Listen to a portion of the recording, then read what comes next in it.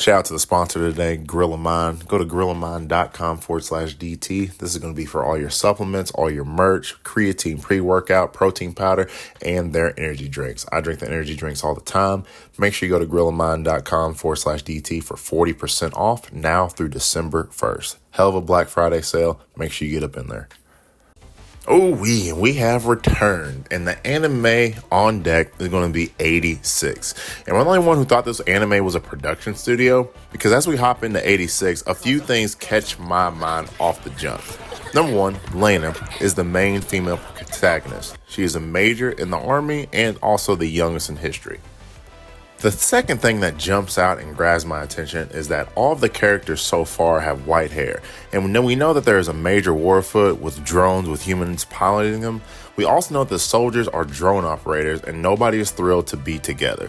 This seems like a nationwide conflict because we immediately find out that the different sections or districts are together to fight the common enemy, which are the legions. As the war carries on, we see that Leah has been chosen to take the lead gig with a new district called the 86. And the 86th district is with the captain, which is Undertaker.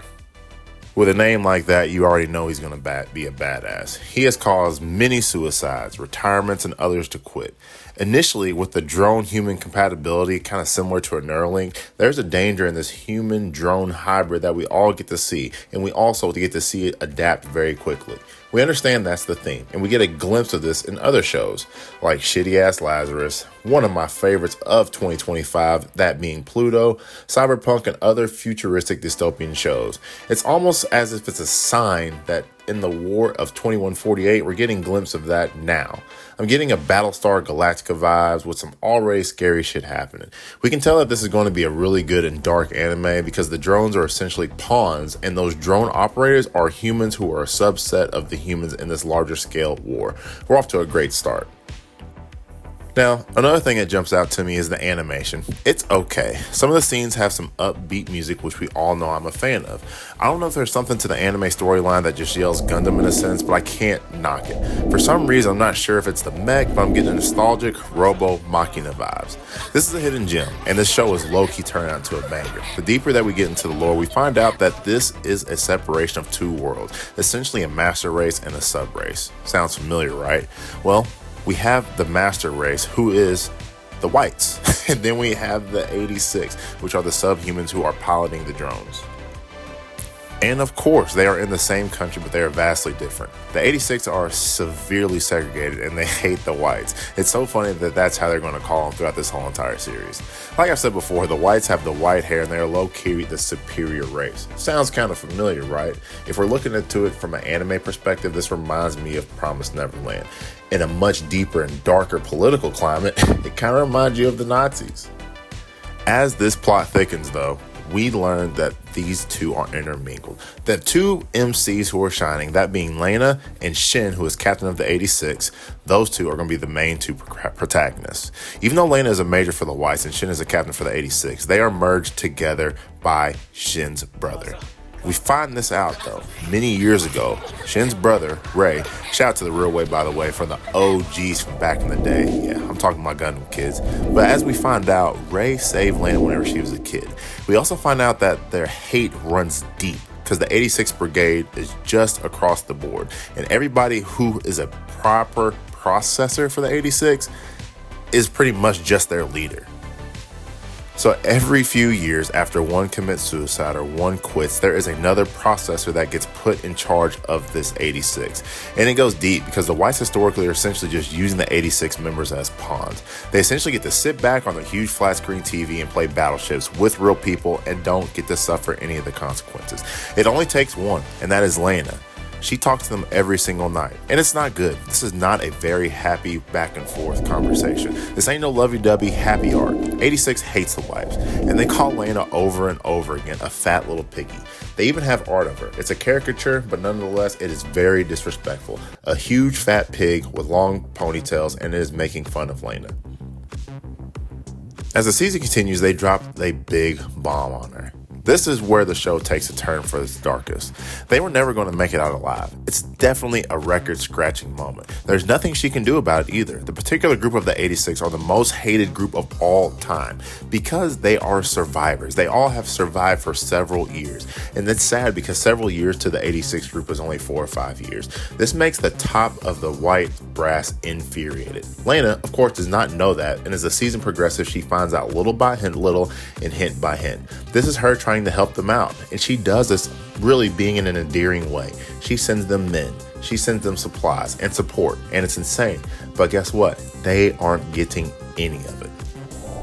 But it's not just bad for the 86. Lena in this show has some of the most biblical PTSD to date. She is warned by her comrades, brass, and even the captain of the 86, time after time, just to quit. The first interaction, they can tell us she has a good heart and she means well, and the members of the 86 are taking that as a weakness. We also hear that other processors in the past have committed suicide. Now, is that due to the nature of the job? Is that due to the captain or something else that we haven't really discovered? They're bullying her. She is having terrifying nightmares. She is seeing all of her subordinates, all of the 86 members getting taken out right in front of her. You get to see her and sitting back, watching all the screens, and they're all going red. She wakes up, she's screaming, she's yelling, she's ripping away her Neuralink device. It is awful. It is a true heart-pounding bond between her and those members, and you can see that this PTSD is really getting to Lena.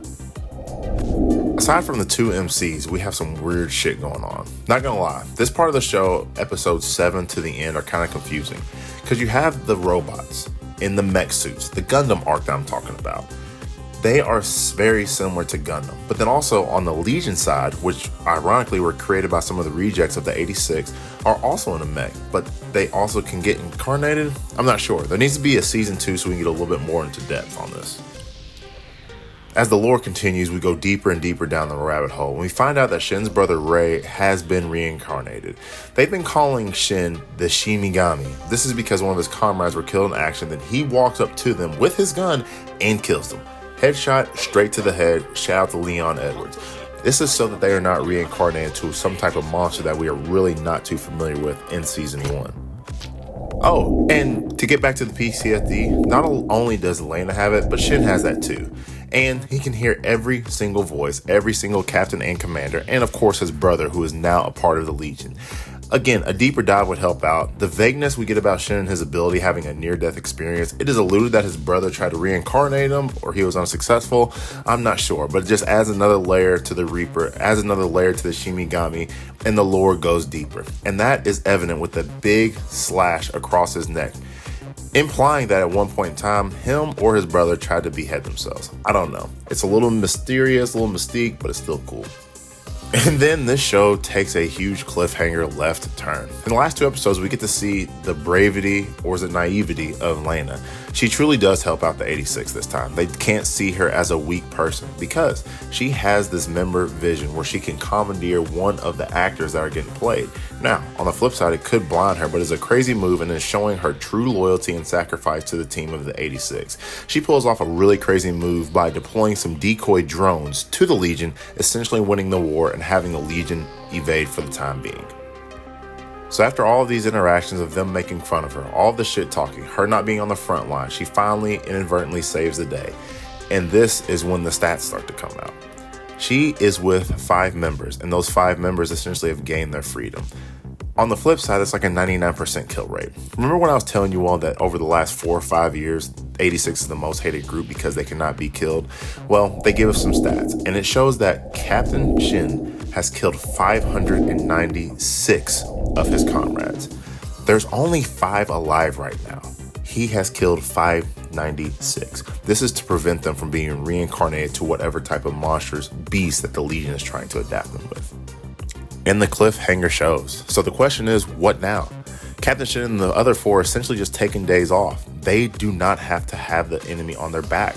And they're just running around, they're frolicking. There's someone like in a dream state, in some type of hiatus. They're taking showers. It's a very take your foot off the gas for episode 9. And it caught me off guard. And then out of nowhere, we get hit with one of the coolest, most insightful things that I've ever seen in an anime. I've never seen this happen before. One of their compadres is Fido. He is a machina that used to work for the good guys and somehow ended up with the Legion, and now he's been adapted to Team 86. It shows a dream state flashback, or is this a glimpse in the future? I'm not really sure, but this heartfelt vision of the AI Fido is crazy. He gets to see all the characters at their best, at their worst. He's a dog that is catching their images, stamp typing their memories, and much, much more. You can see it date to date of the journey of this group of 86, from the start with all of their members until the last 5. This really was a cool thing that we get added in. On top of that, we get to see all of the deaths, the emotions, their losses, their victories, and the most sad part, Captain Shin putting down hundreds of his comrades. It's essentially a DMT insinuated state because Fido does die, but this last little glimpse of his memories before his death was done very, very well. And in the episode finale, the gang is on their way to their true freedom, with only one Machina remaining, which is Fido, so it does show that this was a past event. They're very, very susceptible to attacks. As the buildup begins, you can see the crew slowly but surely becoming more uneasy. They feel their inevitable death upon them. They are so close to the goal of true freedom, but the unknown that just lays in the background is scary. One flank from the Legion and it's over for them. And the scariest part, they all know it. And as we get that dreary feeling at the end, it comes to fruition. And we are left with anime's most questionable cliffhangers. What happened to them? They do get attacked. Do they die? Is he reincarnated? I'm not really sure. But that's the 86 anime. Finally got this knocked off my list. I've been hearing a bunch of good things. I'm so glad I finally got to watch it. Overall, is a good anime. It takes a turn that I did not see coming. I really do think that they blew their load on episode 8 and 9. The last 2 or 3 episodes are a bit of a cliffhanger. But the manga is finished. It finished up in 2024, and we're getting rumors of a season 2. But that's the review. I hope you like it. Don't forget to like and subscribe. Also, shout out to my newest sponsor, Gorilla Mind. Gorilla Mind is a beautiful company. Little supplements, creatine, proteins. Go to GorillaMind.com/DT. They're running a Black Friday sale. You can get 40% off. And then use the code DT in the future for an additional 20% off. I'll see you all in the next one.